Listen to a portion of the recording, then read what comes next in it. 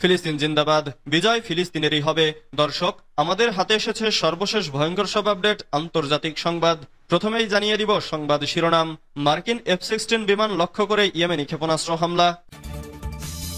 এরপর জানিয়ে দিব ইসরায়েলি সেনা সরলে অস্ত্র নিয়ে আলোচনা করতে প্রস্তুত হিজবুল্লাহ। এদিকে গাজায় ইসরায়েলি হামলায় নিহত আরো 26 ফিলিস্তিনি। এরপর জানিয়ে দিব রাশিয়ায় আবারও গভীর রাতে ইউক্রেনের হামলায় 158টি ড্রোন ধ্বংসের দাবি।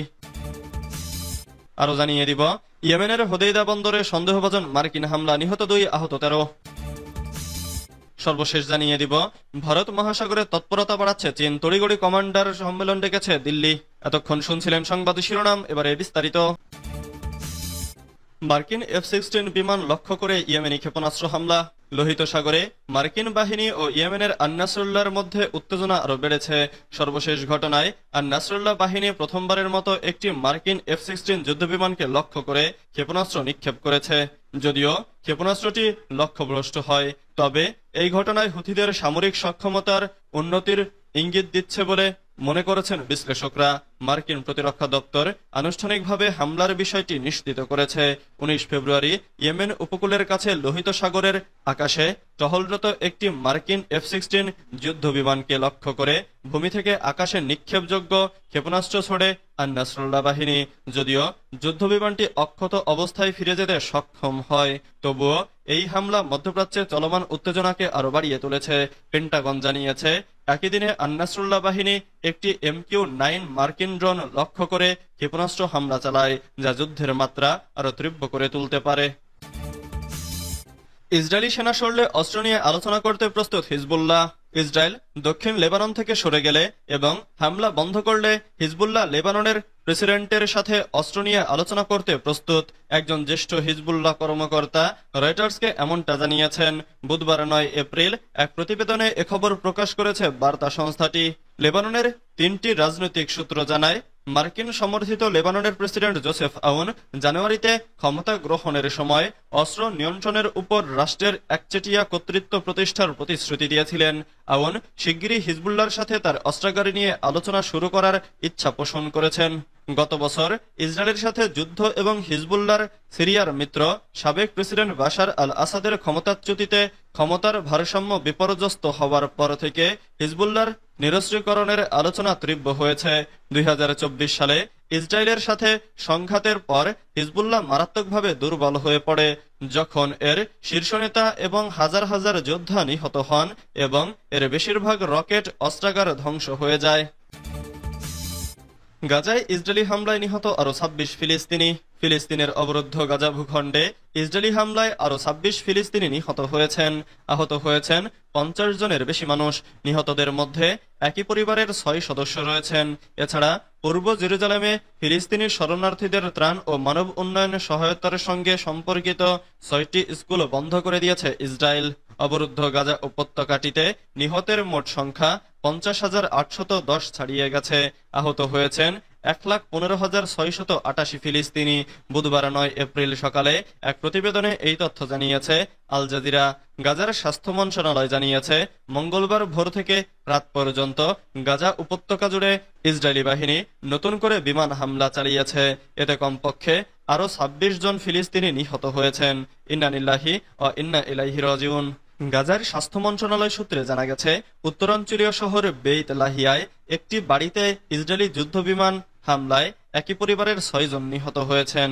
উত্তর পশ্চিম গাজা শহরের একটি আশ্রয় কেন্দ্রের কাছে বেসামরিক নাগরিকদের ওপর বিমান হামলায় আরো 4 জন নিহত হয়েছেন।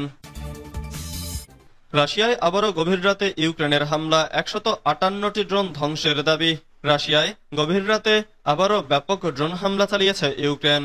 বুধবার 9 এপ্রিল এই হামলায় শতাধিক ড্রোন ধ্বংসের দাবি করেছে রুশ সেনাবাহিনী। ব্রিটিশ বার্তা সংস্থা রয়টার্স এ খবর জানিয়েছে। সামাজিক যোগাযোগ মাধ্যম টেলিগ্রামে রুশ প্রতিরক্ষা মন্ত্রণালয় জানিয়েছে ইউক্রেনের 158টি ড্রোন ধ্বংস করেছে তাদের আকাশ প্রতিরক্ষা ইউনিট। রাশিয়ার বেসামরিক বিমান চলাচল কর্তৃপক্ষ রোসাভিয়াৎসিয়া জানিয়েছে নিরাপত্তার স্বার্থে বুধবার ভোরে দেশটির দক্ষিণাঞ্চলের বেশ কয়েকটি বিমানবন্দর সাময়িকভাবে বন্ধ রাখা হয়।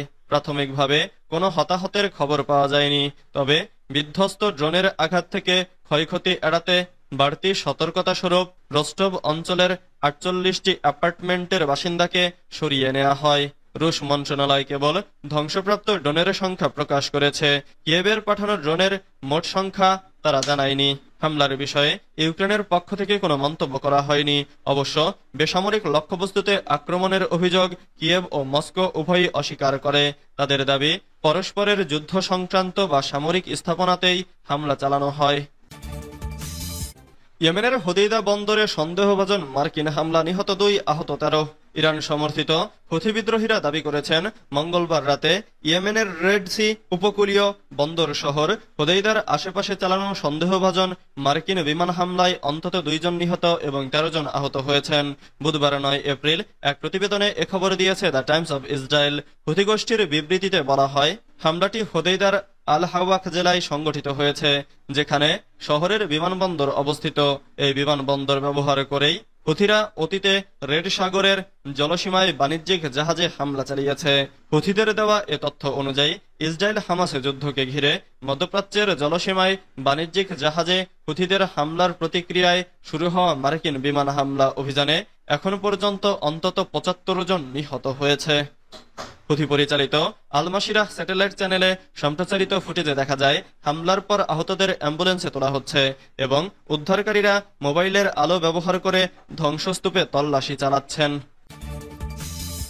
ভারত মহাসাগরে তৎপরতা বাড়াচ্ছে চীন, তড়িঘড়ি কমান্ডার সম্মেলন ডেকেছে দিল্লি। ভারত মহাসাগরে চীনা নৌবাহিনীর তৎপরতা ক্রমশ বেড়ে চলেছে।